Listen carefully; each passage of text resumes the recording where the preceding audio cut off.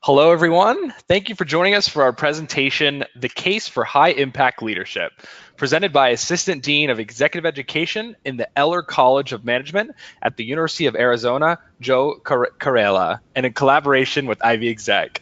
My name is Andrew Valdez, and I am part of the team here at Ivy Exec, and it will be my utmost pleasure to moderate today's session. Before we begin, I have a few brief housekeeping items for our audience. First, all attendees are currently in listen-only mode. However, we do encourage you to engage in the session by asking questions to our presenter, which you can do by using the question box in your GoToWebinar control panel. We do encourage questions during the presentations, and we'll also have a formal Q&A session during the last 10 to 15 minutes of the presentation. Additionally, we are recording today's session, so you can look forward to receiving a copy of the recording via email in the coming days. And now, I would like to introduce you to today's presenter, Professor Carella. He has more than 20 years of experience in helping executives and corporations in talent development, inclusive workplaces, managing change, strategy formulation, and execution. His academic and research engagements have seen him focus on corporate strategy, talent development, and business performance with a variety of corporate clients, including Hershey's, Chevron, Fender Musical Instruments Corporation, Intel, Essilor, BBVA, Produce Marketing Association, Xenel Industries, PF Chang's, etc. He is also responsible for designing and developing and delivering successful executive education programs for global corporations. His specialties include organizational change, talent development, diversity, business strategy, innovation, business intelligence, facilitation, coaching, leadership development, and executive education and global business. And with that, it is my honor and privilege to hand over the presentation. That was such a long list. I am grateful for the presentation, and happy Valentine's Day to everyone that's listening in. I know that you could be doing better things today. I'm sure that you're still shopping for the gift for your loved one, so I appreciate you taking time away from doing that. For all of you late gifting individuals. I'm going to shift to the subject of higher performance, and what you will see is a condensation of ideas. Some are mine, and some are borrowed from great thinkers, and some actually are going to be your own, because we're going to engage you in a dialogue. So there you have it. We're going to exchange Valentine gifts with strangers, and we did not even know we would.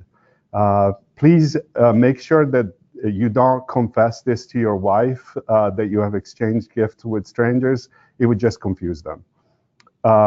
So on the topic of achieving higher performance, in many industries, uncertainty is the new normal. I think that everyone that I talk to in our executive education programs, in our exec MBA program, tells me that they really struggle with that. And often, especially for established players, survival really depends on continual adaptation and change.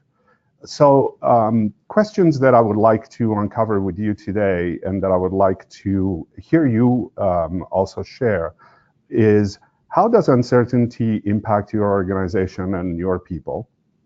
And what role does strategic planning play when the change is continual? Do we even need strategic planning?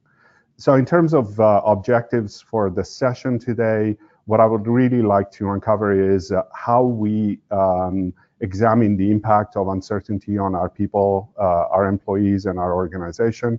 And the second part, which I think you're going to find pretty interesting, is based on my research and research from others that really talks about what techniques we can use to achieve higher levels of performance, both at a personal level and at an organizational one. So I'm going to start with a quick poll, if I may, in which I'm going to be asking you a question around the impact of uncertainty. So if we can please start the poll, that would be great. Absolutely. And the first poll, and to our attendees, I've just put the poll up here, and it is, how does uncertainty show up in my workplace? And you can see 5 answers right there. I will keep the poll open for about 20, 30 seconds, and then I'll share the results.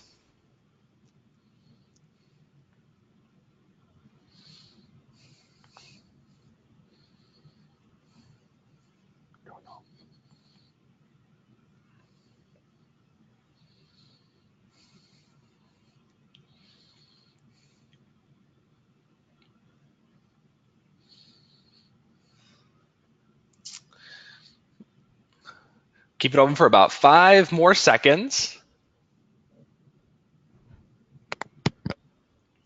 And I'll close the poll.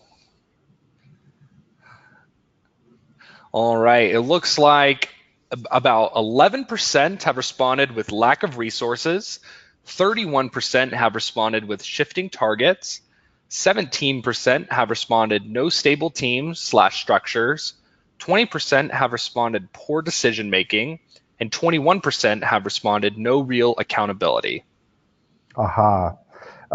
It really speaks to the fact that, in fact, uncertainty is pretty pervasive. And as many of you probably wanted to do, was to be able to select multiple of these options. The reality is that uncertainty does play into our organization in ways that sometimes have layers of unintended consequences. If we take, for example, a look at performance, performance is impacted by leaders struggling to make decisions. That in turn creates a maintenance of the status quo, which leads to a lack of creativity. And that leads to then a not my job to do kind of mindset. You could see the same apply to people. People start to get stressed out.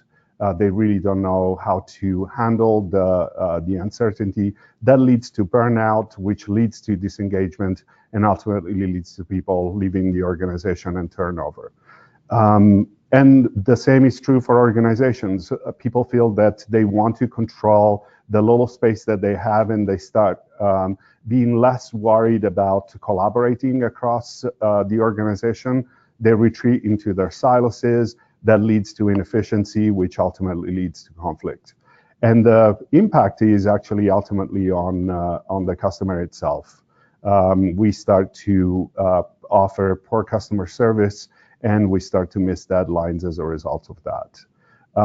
When we look at uncertainty, many organizations try to tackle it by providing more structure, by retrenching in their kind of very defined spaces.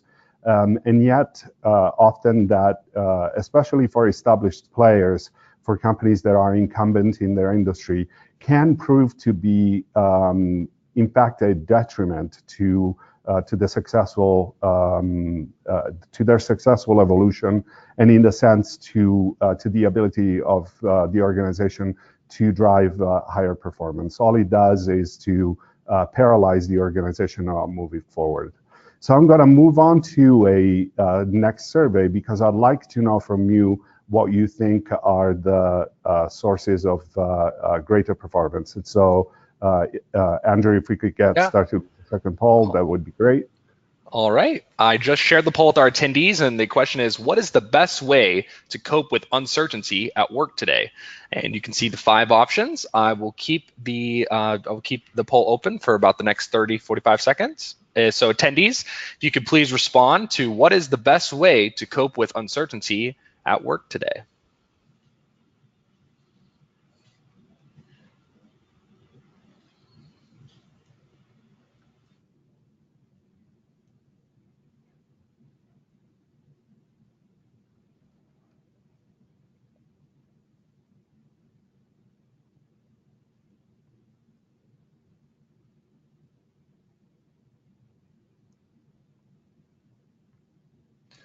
All right, about 5 more seconds. Attendees, please respond. All right, I'm closing the poll now. And it looks like 31%, I'll start from the top, 31% have responded with, I keep focused on the job at hand. 1% have responded with, I scramble from task to task. 12% have responded with, I think about what can possibly happen in the future. 14% have responded with, I cultivate my network to help me land on my feet. And 43% have responded with, I seek my team's input in our decisions. Excellent.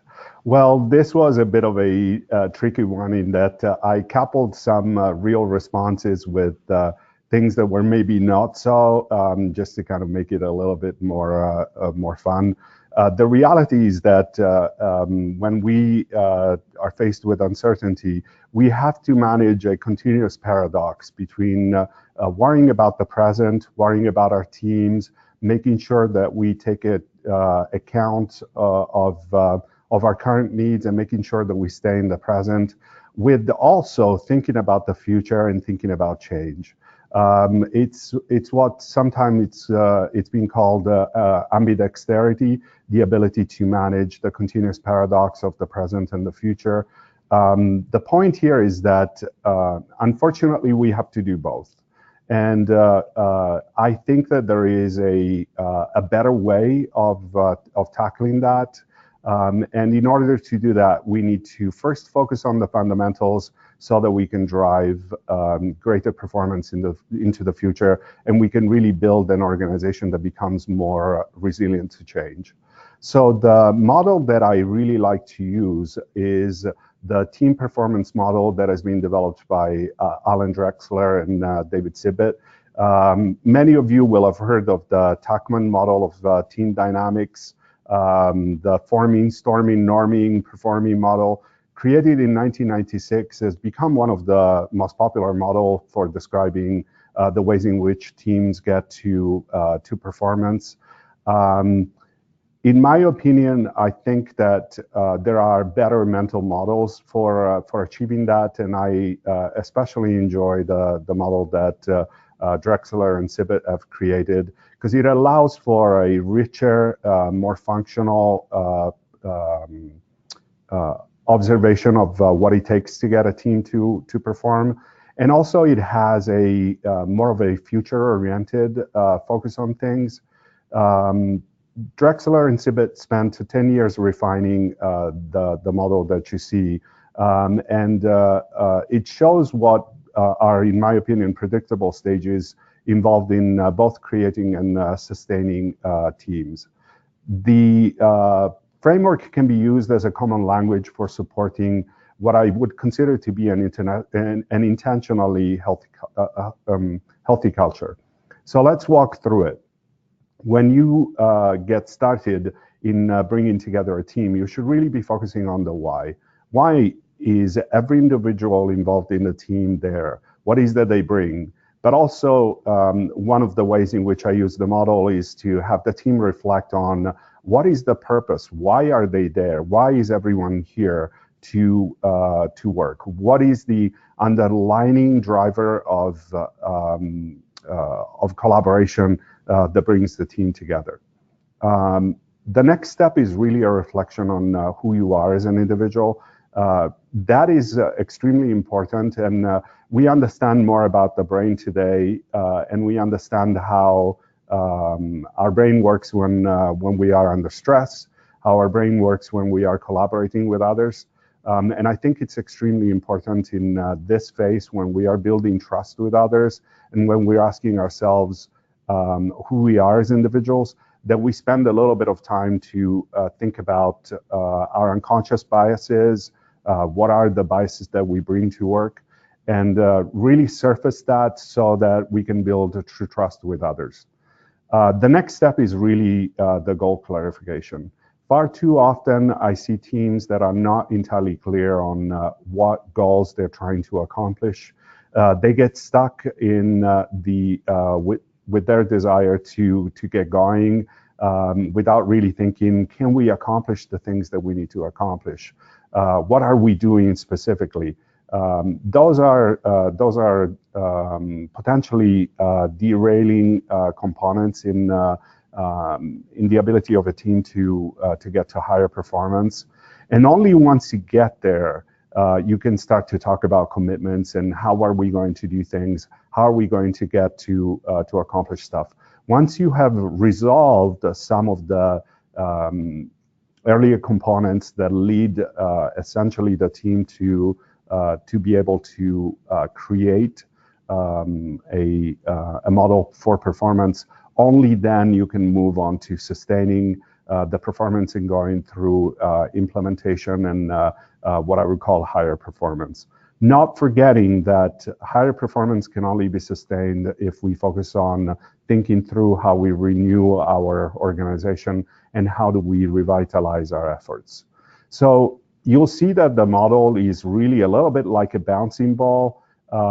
Just like when you play ball, you need to put an initial thrust into the launching of the ball onto the ground so that you can get the bounce on the way back. And my invitation to you is to reflect on what kind of thrust are you putting in the orientation, so the why, the who, the what, and the how.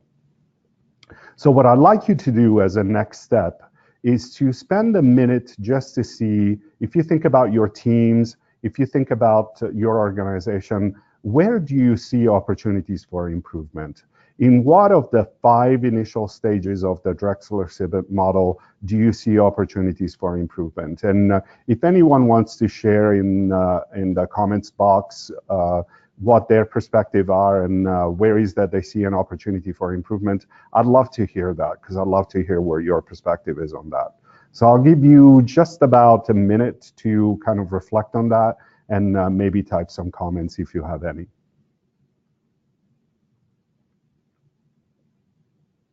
And I'll take a sip of water in the meantime.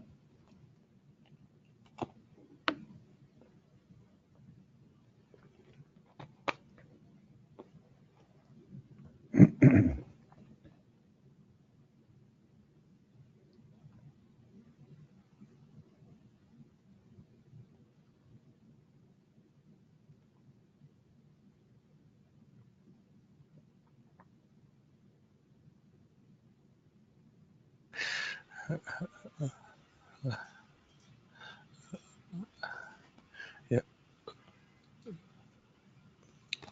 Looks like we have some people chiming in now. Excellent. Yeah, great.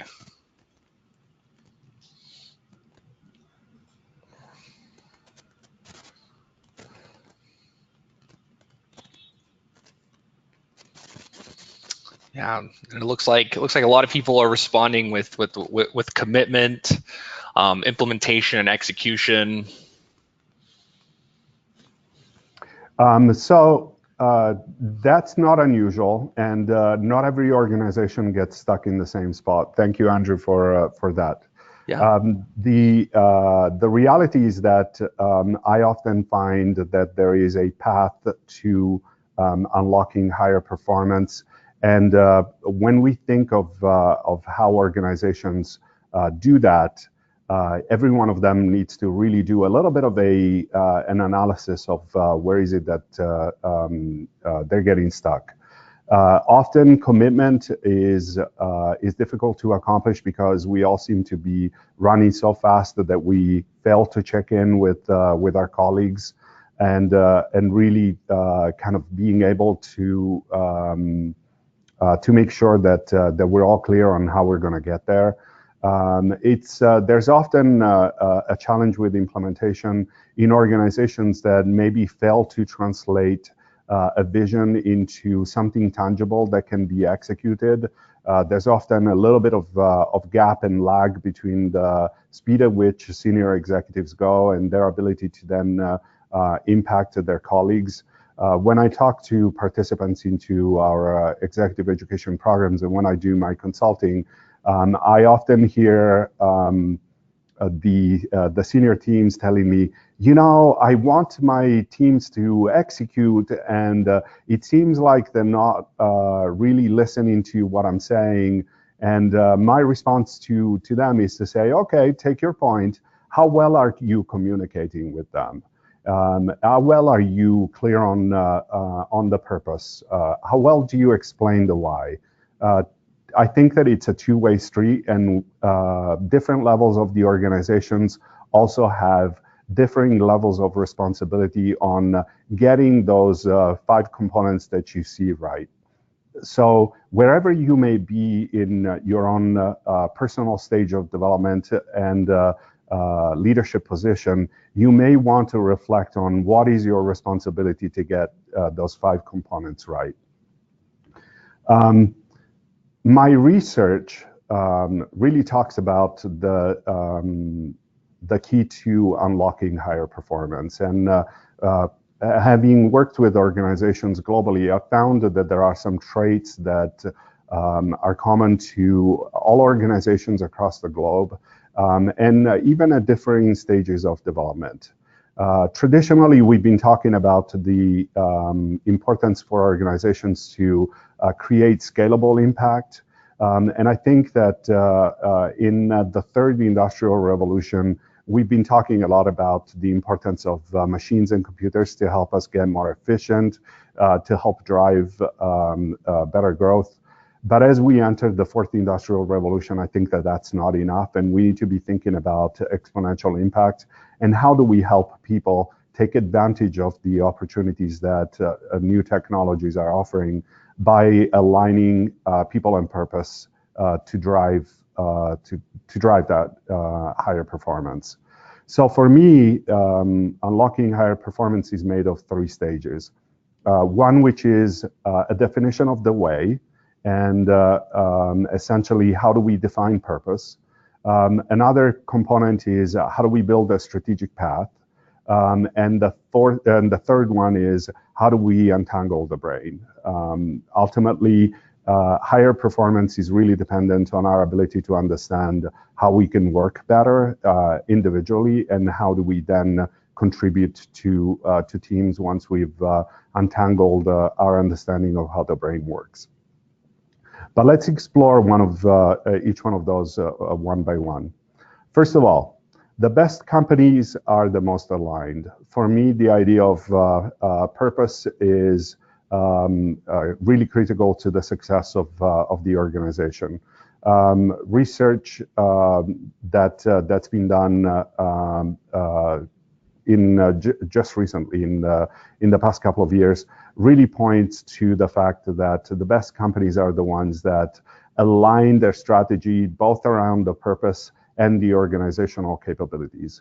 While this may seem to be pretty intuitive to all of us, very few organizations I find really check for it and really think about how their strategy is aligned to their purpose, and realistically then making sure that the organizational capabilities are able to reflect that strategy.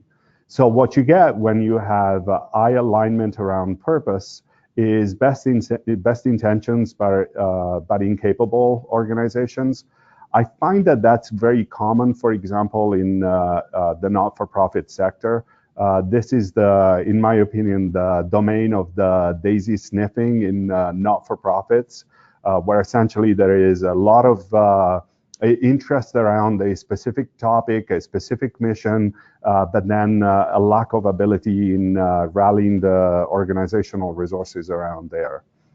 The opposite domain, the one of the organizations that are profoundly aligned, that profoundly align their strategy with the organizational capabilities, but not really explain the purpose, is I call it the domain of the macho corporate wheel spinners. They keep spinning their wheels and they go nowhere because essentially they are always prepping their teams for something that needs to be done today. They are very focused on efficiency, but are not really thinking how are they going to drive that to help the organization accomplish better results. How do you define your way? In my opinion, you need to go back to the Drexler Sibbitt model that I just shared and really think through how do you define why do you do the things that you do. When it comes to setting a strategic path, I find that organizations seem to be sort of straddling two different worlds. One, the world of strategic planning, and the other one is the world of strategic adapting.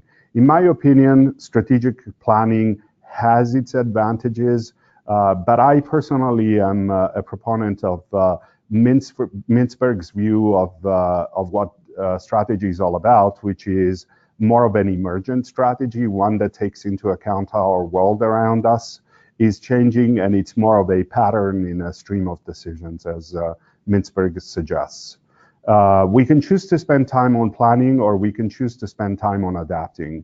in my opinion, we really need to be thinking more about it. At times of turbulence, we need to be really kind of balancing the two and being careful to pull what's best from planning, but being highly responsive.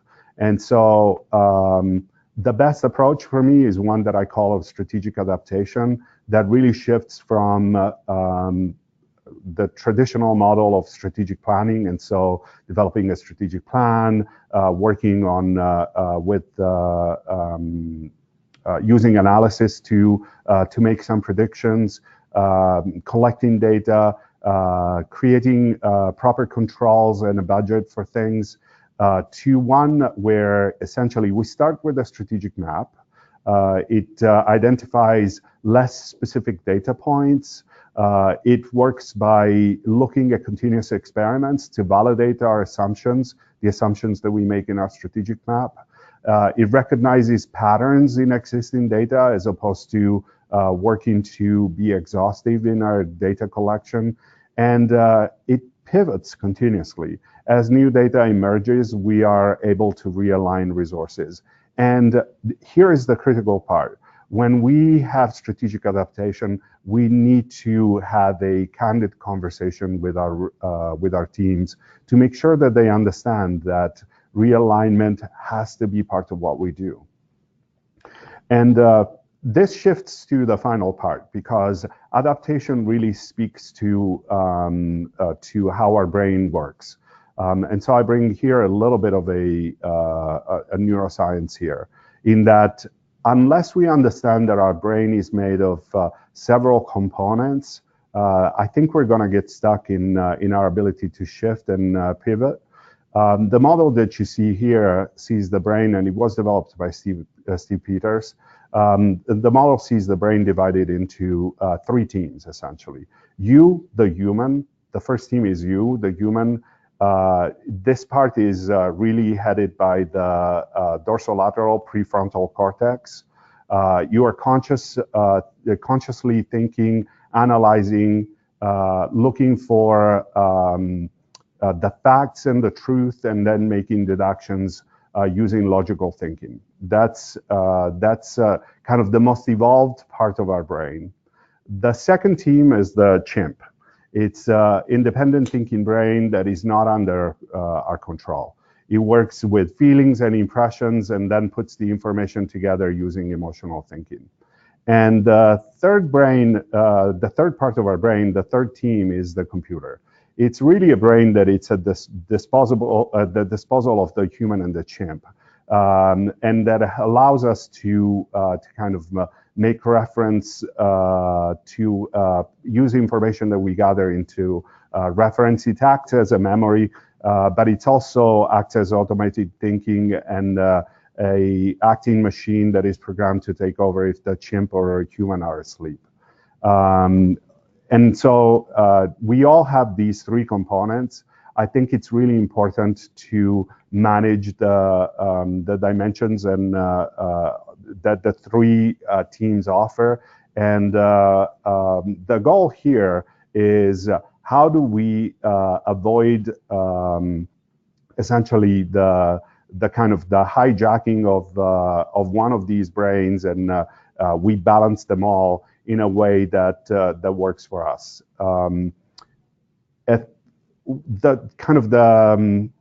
The difficult part is that our chimp brain is the one that tends to have more neural networks because it's geared to look for danger. And so the goal here is to avoid being hijacked by the threats, which would then kind of hijack our way of working and move towards rewards a lot more.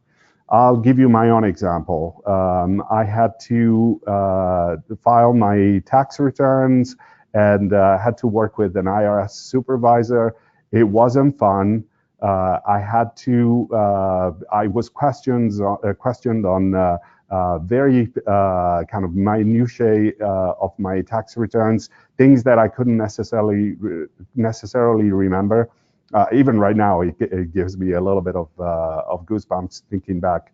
My tongue was tied. I kept repeating myself. I literally had less oxygen in my brain and less glucose available. And I was finding harder to find smart responses and explaining why I made some of the choices that I made.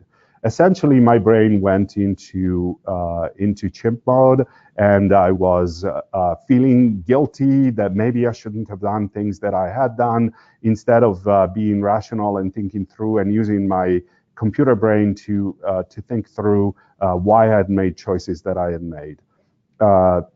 Essentially, because I saw this as a threat, and instead of looking out at the rewards of completing my tax process and being able to move on and do other things with my life, I was being stuck and unable to make that choice. So as you think through how your brain works, and it's probably part of the reason why I put so much emphasis on your role within teams and performance. I would really like to think about how you move away from threat and how you move towards reward. By looking at the two through this lens, I think that you can have more of a clearer neural path on what helps you to get more successfully involved in teams, how you help your teams move towards reward as opposed to threat. And it can be a very easy, quick way to make sure that some of the major decisions that you make inside the organization are really geared towards amplifying reward and minimizing the threat.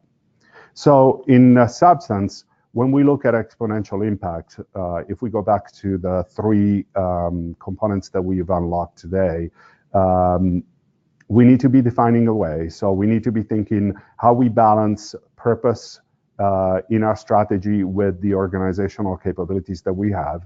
Are we clear on that? And how do we build a strategic path? So less planning and more adaptation. And ultimately, how do we understand our brain and how do we make sense of the way in which our brain works? So if I were to give you three takeaways, three things that I would like for you to think about, these would be it. I'd like you to think about how do you check for bias? Where is your brain? Are you being hijacked by your chimp? Are you being redirected towards goals that are just yours and that are driving you to act more in a silos? Are you seeking reward or are you looking for a threat? The next one is look for the why. Whether you are leading a team or being part of a team, I think it's really important that you ask yourself all the time, why am I doing the things that I do? Why is my team working on the things that I do? And the final takeaway that I would like for you to take is to find your own source of agility. We're all agile in different ways. And as much as we like to think that agility is greater speed, the reality is that agility is our ability to find the spot in which we are re-energized, in which we understand how our brain works, the spot in which we know what potential options that are ahead of us, and we don't get stuck and we don't focus just on the today. So that's it for today. I'm going to thank you for joining. And for those that are interested, we explore some of these themes in our High Impact Leadership Certificate program. We have a number of organizations that attend our programs from places as far as Kuwait and as close as Phoenix, Arizona. So come and join us. Companies like Toyota, Microsoft are organizations that attend our programs. If you want to know more, you can visit our website or you can shoot me an email at executive@eller.arizona.edu. And I'm prepared to take questions. I would really love to hear your perspectives on other ideas that you might have on how you help your team achieve a higher performance. I'm always happy to hear. Thank you. Great, awesome. Well, thank you so much. It's been an incredibly insightful and thought-provoking presentation.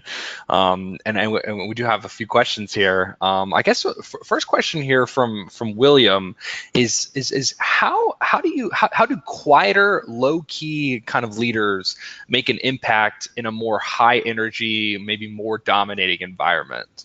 Oh, that's a great question. I think that the real opportunity for higher for leaders that are maybe a little bit more reflective, that do shun the kind of the front line and would rather do things from the back, is to identify key individuals inside the organization that can amplify their voice. There's always people that can make your voice resonated at a higher frequency. All I need to think of are people like, in fact, like Steve Jobs, who was never a natural frontliner and who always used others to amplify his voice. My recommendation would be, do you know one or two people that you really trust that are able to amplify your voice? Have you thought of who those individuals are? And can you enlist them to do that for you? You have skills that they don't have. Frequently, they higher energy, higher frequency individuals tend to have less time for reflection and for quiet reflection, and so they would benefit from you helping them out on that front too. Wonderful. Well, thank you so much. And I guess we have a couple of questions that kind of culminate into one. And one question is, whose job is it really to drive this higher performance and organizational impact? That's a great question. I think that the job is the job of everyone. It's not particularly assigned to one individual. And every time that you feel that you are resisting the task of being supportive of any effort that drives higher performance, you should be asking yourself why. Because frankly, it's our responsibility at all levels to impact the organizations positively. And from my perspective, if you are in a middle manager, for example, if you're not responsible for driving the strategy, you have two responsibilities. One is to provide feedback, impactful feedback, insightful feedback, as to what is happening in the front line to your senior teams.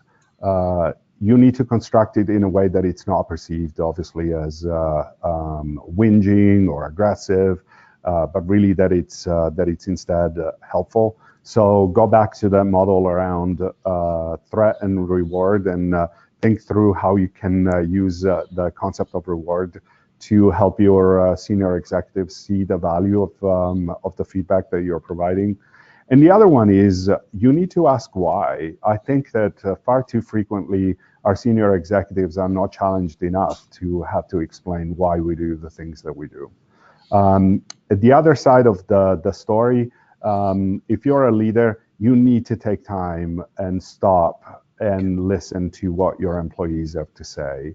And you really need to spend time to make sense of what that means, collect data points, triangulate the sources that you have. I think that at times of uncertainty and turbulence, it's easy for us to go straight into action mode. So check your bias for that. Are you someone that's driven by action and that just collects one data point versus three? Yeah, wonderful, awesome. It looks like we have another question here. Sorry if I'm mispronouncing your name. Suketu has a question, really good question. What's the best way to align the individual who's maybe fantastic in his or her silo, maybe does a great job, delivers great performance for customers, etc., but not necessarily the most participative on the team? I think you have to ask yourself as to why that person is not participating. Are the rewards that we are creating for that individual aligned with the rewards of the team? And so are we making sure that they have an incentive to collaborate more, to engage more?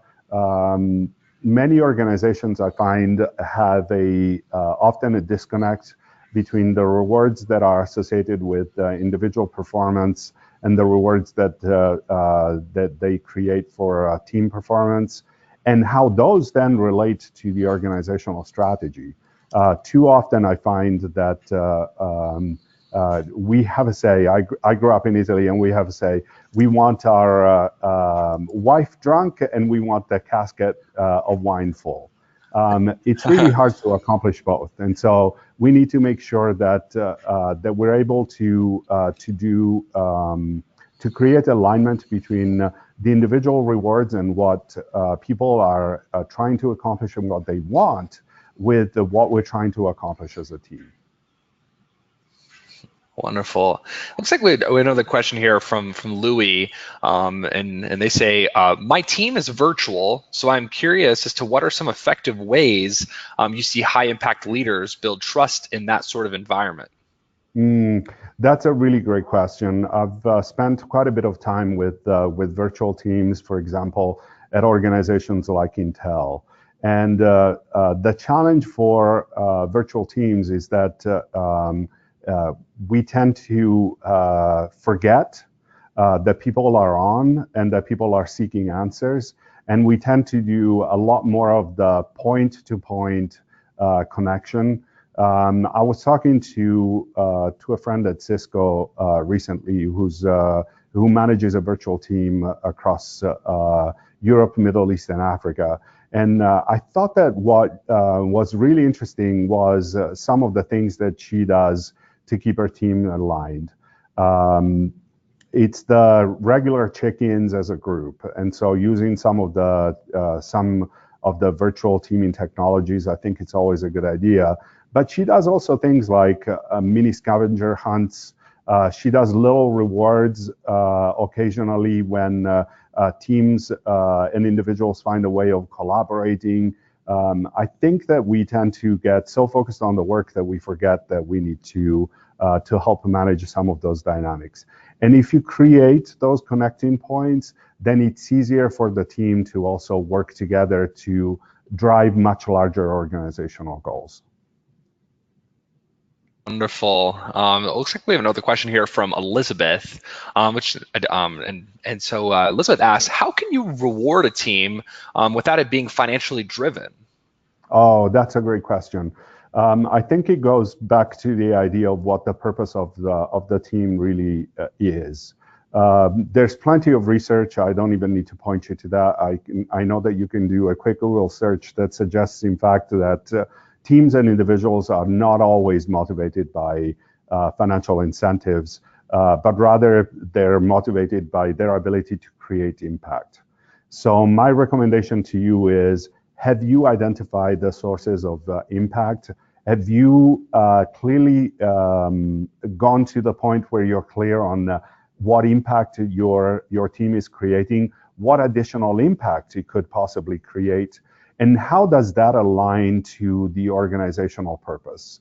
I think that there's an opportunity there to be really intentional around the impact that the team creates and how it relates to the overall purpose of the organization, and to reinforce that. So whenever there's a new assignment that you're giving, just make sure that you are clear on how that aligns with the purpose of the organization and how are you going to measure impact for the team and their success once they're done with it.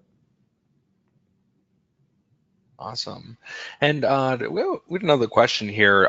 How can we tell if we're kind of on this downwards path? Mm-hmm. So I find that when working with organizations, I think that frequently they do not really see it coming. They do not see that their team's performance is slipping, and that, for example, cynicism sets in, and that they really should be kind of reframing. For me, it's really simple. I go back to the Drexler Sibit model that I shared with you, And it's just a question of checking in with your team and see if it's clear, why are we doing the things that we're doing? Why are we there? What is our contribution? Are we clear on what our goals are? And if you see any inkling that there's a lack of clarity around those things, then you can bet that there is a potential for a downward path. Awesome. And great. And another question, I kind of have is, what are some of the signs that can tell us, whether a team is ready to really switch gears into higher performance? That's a great question. I think that the signs that that people are ready to switch into higher performance are for example, alignment around purpose. People are clear on why are they doing the things that they're doing. Another signal is the ability for the team to be able to be clear on what resources they have. And I think that happens, the lack of clarity happens a lot in large organizations where there's one organization that I'm working with and that shall remain nameless, where essentially there are so many resources that are being provided to the teams, and the teams are confused. They don't really know what to do with it.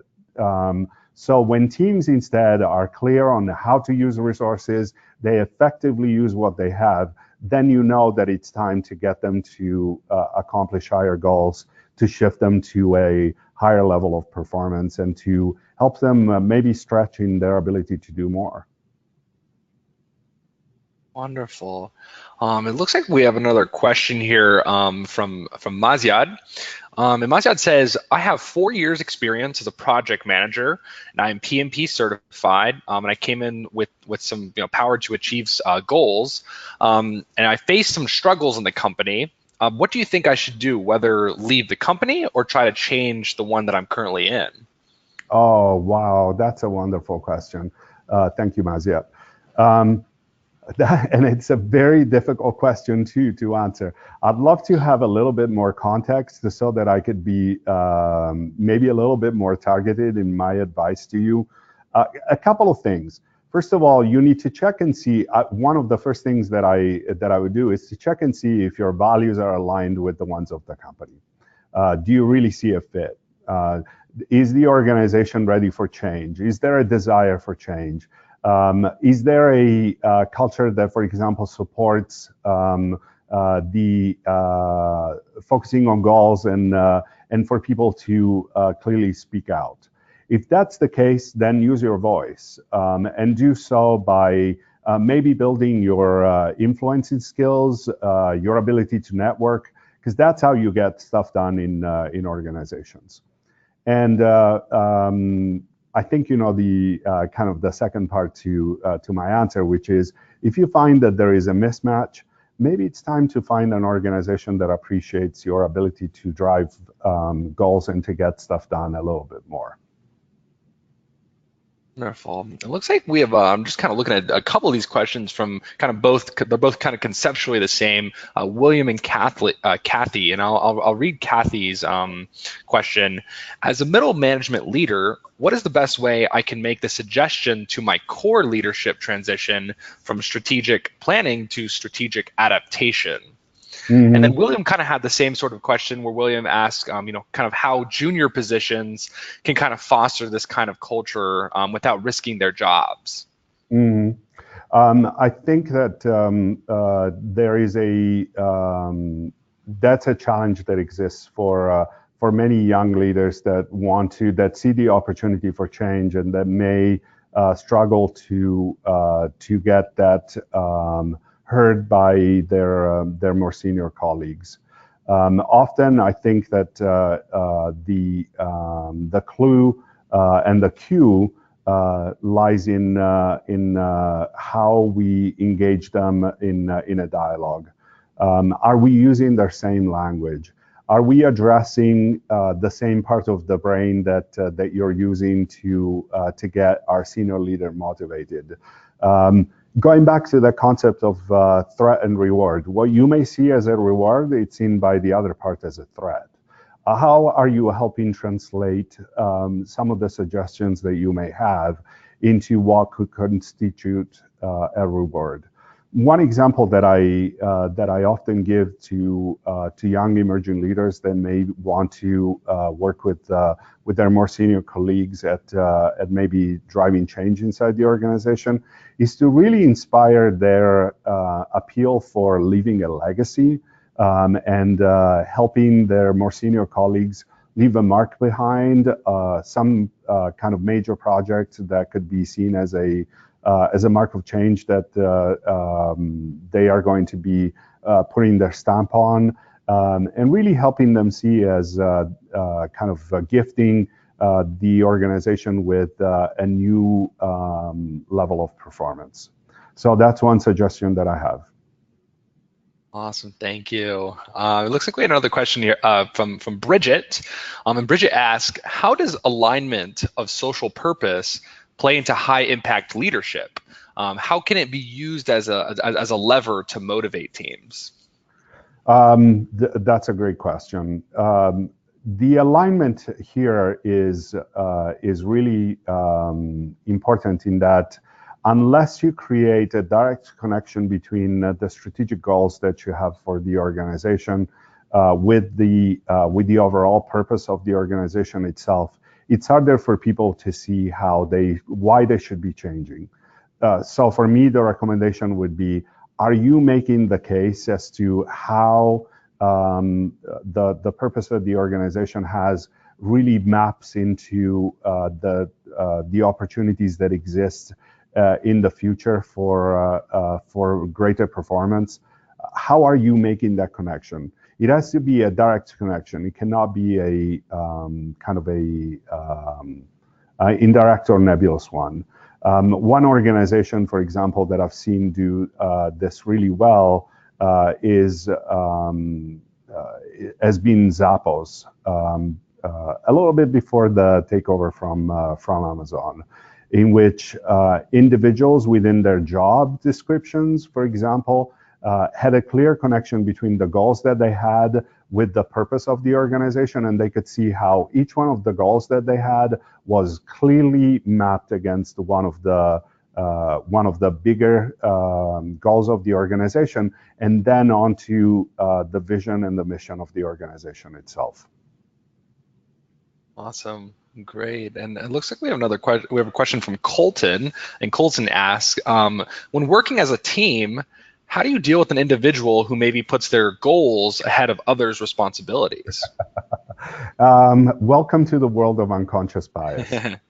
I think that sometimes individuals do that without even recognizing that they're doing it. Self-interest is one of the most common unconscious biases that I find in organizations.